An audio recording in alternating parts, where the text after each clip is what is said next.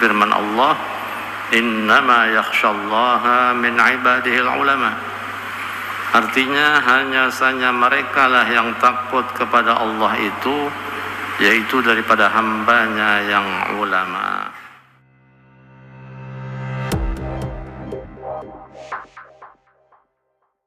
أعوذ بالله من الشيطان الرجيم بسم الله الرحمن الرحيم قال المؤلف رحمه الله تعالى ونفعنا به وعلى في الدارين آمين.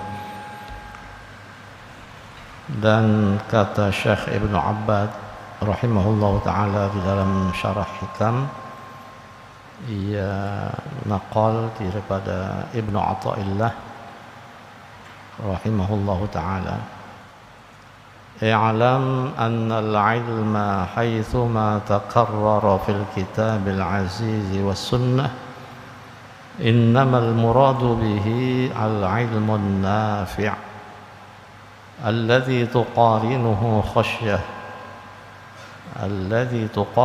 al-khashyatu wa taknifuhu al-makhafah. Qala Allah ta'ala innama yakhshallaha min ibadihi al-ulama. فتبين أن الخشية تلازم العلم وفهم من هذا أن العلماء إنما هم من أهل الخشية. وكذلك قوله تعالى وقال الذين أوتوا العلم والراسخون في العلم وقل رب زدني علما. وقوله صلى الله عليه وسلم innal malaikata la tada'u ajnihataha li talibil ilmi. Wa qawluhu sallallahu alaihi wasallam al-ulama'u warathatul anbiya.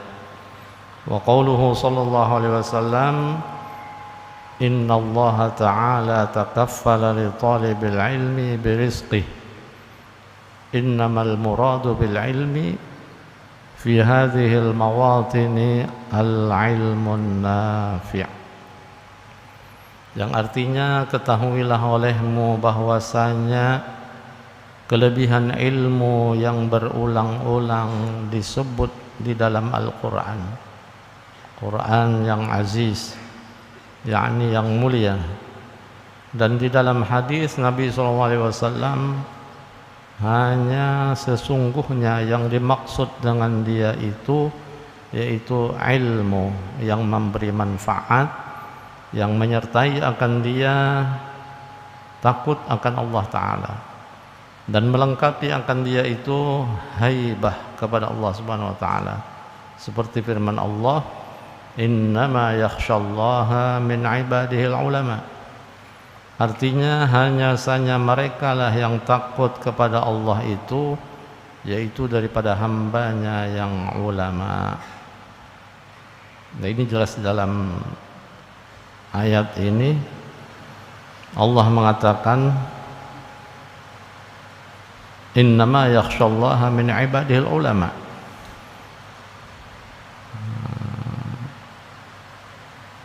Al-ulama'u, fa'ilnya ulama. Ini fa'il muakhar. Allah maf'ul bih muqaddam. Jadi berdahulu maf'ulnya. Ada yang membaca Allahnya dhammah. Itu keliru, salah lah. Dalam Al-Quran innama yakhshallaha min ibadihil ulama. Nah, mungkin kelajuan kalau membaca innama yakhshallahu aja. Nah, padahal innama yakhshallaha maf'ul bih muqaddam, berdahulu maf'ul bihnya, fa'ilnya di belakang al-ulama'u. Artinya ulama-ulama lah, orang-orang yang alim lah, yang benar-benar dia tuh takut kepada Allah daripada hamba-hambanya, min ibadih, daripada hambanya.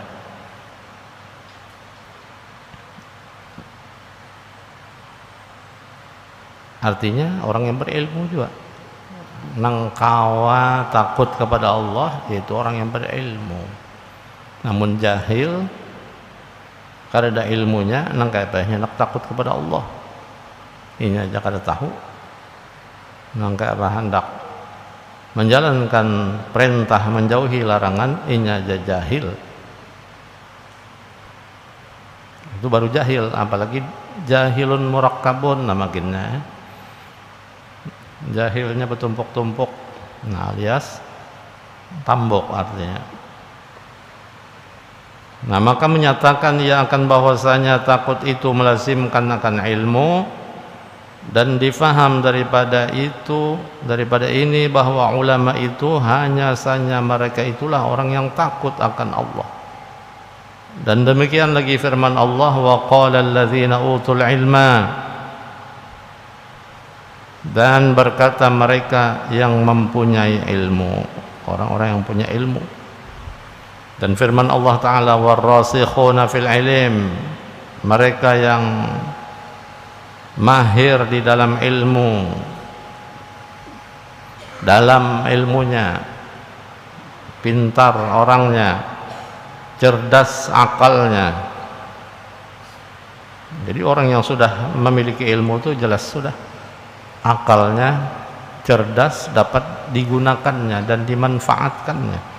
Maka dari itu sayangilah akal yang diberi Allah, lalu dapat menyerap ilmu pengetahuan agama. Jadi yang kita syukuri itu ilmu pengetahuan agama utamanya. Ilmu dunia kada apa-apa, artinya kita mau ambil dua-duanya. Kalau hendak sukses di dunia mesti tuntut ilmu dunia. Hendak sukses akhirat tuntut ilmu akhirat. Hendak sukses keduanya tuntut keduanya. Man arada ad-dunya fa 'alaihi bil 'ilm, wa man arada al-akhirata fa 'alaihi bil 'ilm, wa man aradahuma fa 'alaihi bil 'ilm. Nah, jadi kedua-duanya sanggup pejakawa aja menuntut ilmu itu dunia dan akhirat. Cuman sudah dijelaskan malam Sabtu yang lalu, kalau bisa masalah dunia tadi 25% aja, 75% akhirat. Jangan sampai 50% 50% aja, 50% dunia, 50% akhirat, seimbang. Padahal kita disuruh mengutamakan akhirat daripada dunia.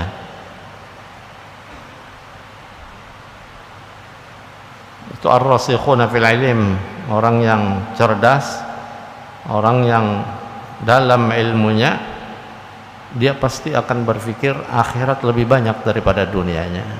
Karena dunia ini tipuan.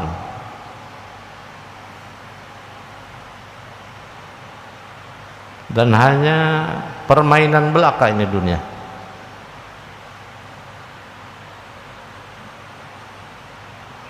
Ad-dunya la'ibun wa lahwun. Dunia itu hanya la'ib, permainan. Wa lahwun, dan sia-sia. Kalau tidak dapat memanfaatkan keduniaannya untuk akhirat, celaka. Nah, tapi orang yang pintar, orang yang berilmu, dia dapat menggunakan dunianya ini untuk akhirat. Makanya dijadikan dunia sebagai jembatan menuju akhirat. Itu orang yang berilmu. Dan firman Allah Ta'ala lagi, wa qur rabbi zidni ilma, artinya qul, katakanlah olehmu hai Muhammad. Nih khitab kepada Nabi kita, qul, katakan, rabbi zidni ilma, wahai Tuhan, tambahi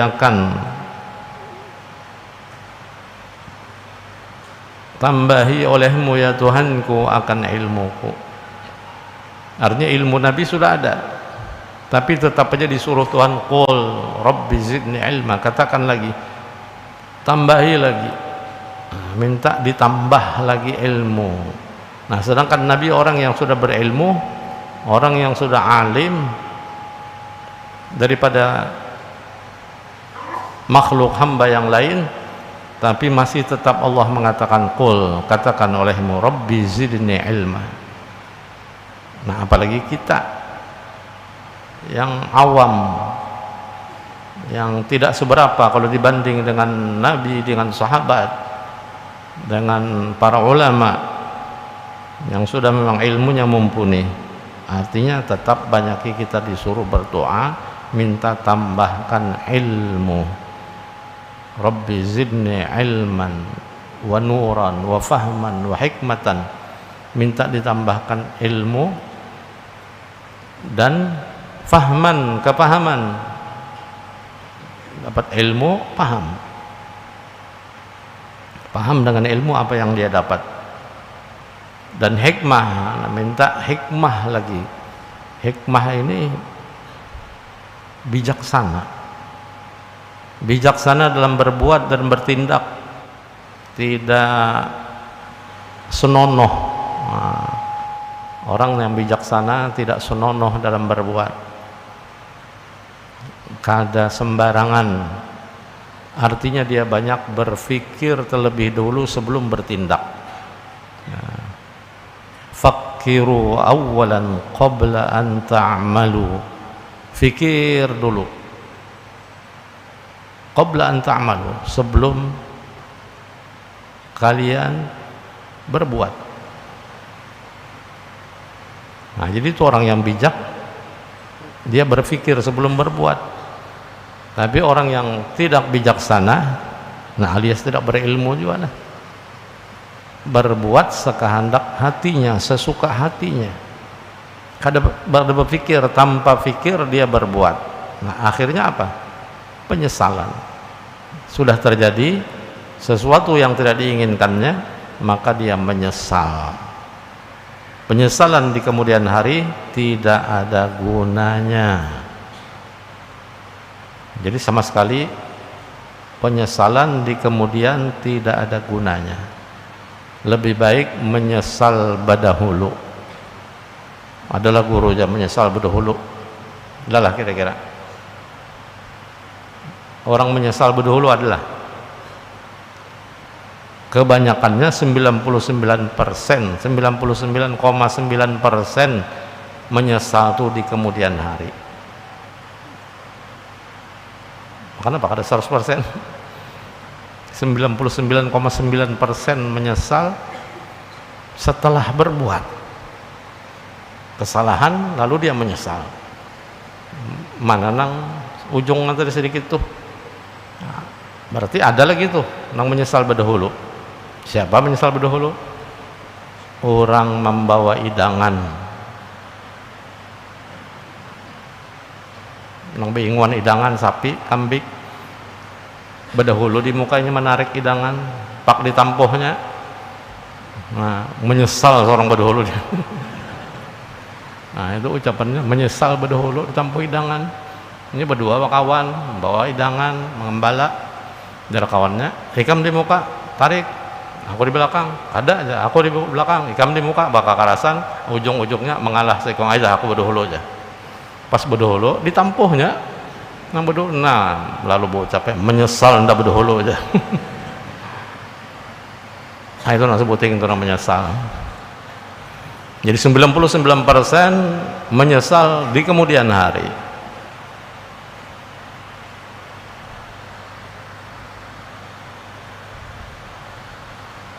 Dan demikian lagi sabda Nabi SAW, innal malaikata la tada'u ajnihataha li talibil ilmi. Rawahu Ahmad wa Ibnu Hibban wal Hakim wa sahhahahu Al-Iraqi. Yang artinya bahwasanya segala malaikat merendahkan akan sayapnya karena membesarkan orang yang menuntut ilmu, li talibil ilm. Nah, saking menghormatnya, membesarkannya itu para malaikat sampai meletakkan atau merendahkan sayap-sayapnya, ajnihah, janah sayap, ajnihah sayap-sayapnya. artinya menaungi, merendahkan sayap, menaungi para penuntut ilmu. Nah, kita aja tuh kada sadar, kada merasa bahwa kita dimuliakan oleh malaikat, dibesarkan para penuntut ilmu. Nah, cuman itulah kada kelihatan malaikat ini gaib, di alam gaibnya. Jadi mula orang nang keduluran melihat tuh dengan sayap-sayapnya, membeberkan sayapnya untuk membesarkan kepada penuntut ilmu. Nah, ini Rasulullah yang mengatakan innal malaikata la tad'u ajnihataha li talabil ilm. Dan sabda Nabi SAW lagi, al ulama'u warasatul anbiya. Ini riwayat Abu Daud, Tirmidzi dan Ibnu Hibban juga. Ulama itu mempusakai akan anbiya. Pusaka itu yaitu waris. Ulama warasatul anbiya. Ulama itu adalah pewaris para nabi. Nah, ini sudah jelaskan juga sebelumnya. Ulama yang mana yang mewaris para nabi? Ulamaul amilin, ulama yang mengamalkan ilmunya. Jadi kada seluruh ulama, hanya kada sembarang ulama, asal alim, asal ulama disebut orang udah, atau pakaiannya ulama udah, itu pewaris nabi. Belum tentu. Nah, jadi kita jangan tertipu lah. Jangan tertipu dengan keadaan, melihat orang dengan gayanya gaya ulama, pakaiannya pakaian ulama. Nah, lalu kita apa itu terpaku istilahnya.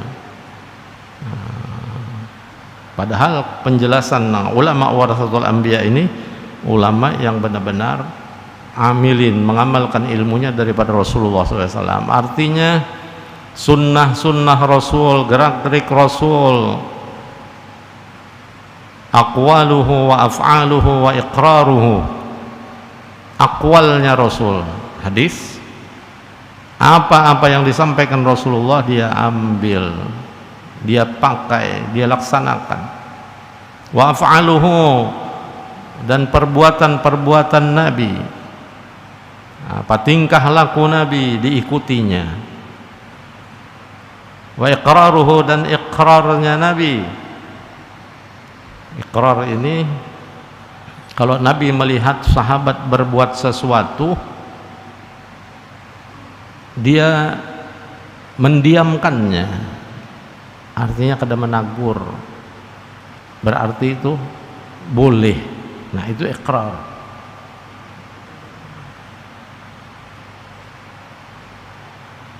Jadi kalau akwal, apa yang diucapkan, yang disampaikan Rasulullah. Nah, af'al yang dikerjakan dan diperbuat oleh Rasulullah, diikuti oleh ulama yang benar, dari ulama amilin. Nah, artinya kada sembarangan lah, kada semuanya yang disebut alim. Jadi orang alim banyak mengaji, menuntut ilmu, alim. Karena ilmu setiap kali dituntut bertambah. Nah, macam kita di sekolahan atau di pondok pesantren, tiap hari dapat ilmu, tiap hari kitab bertambah, maju, ada selembar, kadang 2 lembar, tergantung gurunya yang menyampaikan, cepat atau lambat habisnya itu kitab. Berarti tiap hari meningkat ilmunya, dapat. Tapi apakah dia itu sebagai penuntut ilmu yang dapat ilmu tadi itu, dapat dia mengamalkannya atau tidak? Nah, itu pembuktiannya karena pengamalan. Dia dapat ilmu lalu dibuktikan dengan amaliyah sehari-harinya yang dari Rasulullah. Kalau dia dapat membuktikan dengan amaliyah sehari-harinya, maka dia itulah disebut ulamaul amilin, ulama yang mengamalkan ilmunya. Dan disabdakan oleh Rasulullah SAW, al ulama warasatul anbiya ini, ulama yang pewaris Nabi. Jadi jangan mudah terpengaruh kita melihat penampilan orang, apakah dia mengamalkan kada. Nah, apalagi tingkah laku sehari-harinya jauh berlainan dengan Rasulullah, jauh lagi berlainan dengan apa yang dia ucapkan. Nah, ucapan dengan perbuatannya pun berbeda. Namun ucapan dengan perbuatan berbeda itu sudah bisa digolongkan, dikatakan sebagai munafik. Lain di mulut, lain di hati, lain yang dia ucapkan, lain yang dia perbuat. Nah, itu disebut munafik. Muzabzabina baina dzalik. Orang itu disebut muzabzab, pelin-pelan. Muzabzab itu artinya pelin-pelan. Di depan lain, di belakang lain. Di depan memuji, di belakang meiji-iji. Mengulibi, ya juga tuh. Di muka memuji benar, di belakang menyambati. Nah, ini muzabzab. Jadi hati-hati juga kita, sudah dapat ilmu jangan seperti orang nang muzabzab baina dzalik, muzabzabina baina dzalik. Akan dicap bila disebut muzabzabina baina dzalik, dicap orang itu munafik. Maka bukan tandanya munafik, tapi munafik capnya. Pelin-pelan. Nah, kalau tanda-tanda munafik, tanda nifak itu sudah disebut oleh Rasulullah ada 3. Ayatul munafik salasah. Tanda munafik itu 3. Idza hadasa kadzaba. Apabila dia berpender, berucap, kadzaba, dusta. Wa idza tumina khana, apabila diamanahi khianat. Yang ketiga, idza wa'ada akhlafa, apabila dia berjanji pasti menyalahi janji. Nah, itu tanda munafik. Bila ada salah satu di antara 3 ini, berarti dia termasuk tanda nifak ada pada dirinya. Tapi kalau ketiga-tiganya dilaksanakannya, bila berpender dusta, diamanahi khianat, bila berjanji menyalahi janji, berarti ketiganya ada pada dirinya. Ini tidak lagi disebut tanda nifak pada dirinya, tapi munafiqun asliyun. Munafik tolen, asli munafiknya. Murni munafiknya ibarat emas tuh, emas 99. Nah, murni. Bilanya sudah munafiknya asli tolen, maka ancamannya dalam Al-Quran Allah berfirman, innal munafiqina fid darkil asfali minan nar. Ini kada lain lagi udah nar tuh bang, udah ujungnya tuh. Innal munafiqin, sesungguhnya orang-orang yang munafik itu nang tolen tadi munafiknya, 3 ada pada dirinya tandanya. Fiddarkil asfal, diletak Allah Subhanahu wa taala kenanya di dalam darok api neraka. Darok ini apa? Balaman api neraka. Yang paling bawah.